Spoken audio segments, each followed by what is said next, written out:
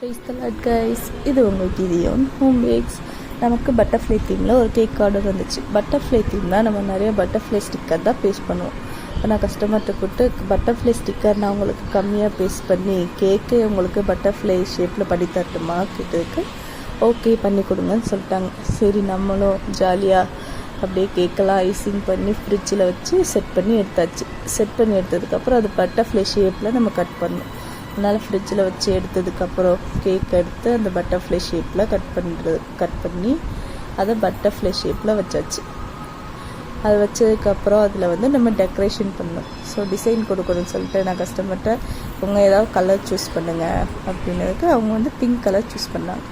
Pink கலரில் அவங்க dress போடணுன்னு பிங்க் கலர் ட்ரெஸ் அப்படின்றதுனால பிங்க் கலர் சூஸ் பண்ணாங்க. ஸோ பிங்க் கலர்லேயே நம்ம டிசைன் கொடுத்தாச்சு. டிசைன் கொடுத்ததுக்கப்புறம் பார்க்க அழகாக இருந்துச்சு. அதில் கொஞ்சம் எடிபிள் கோல்டன் ஷீட் போட்டு எடுத்தோம் அப்படின்னா பட்டர்ஃப்ளை பார்க்க செம்மையாக இருந்துச்சு. இந்த கேக்கோட அவுட்பிட் வீடியோ உங்களுக்கு பார்ட் 2ல் வரும். So wait and watch. By.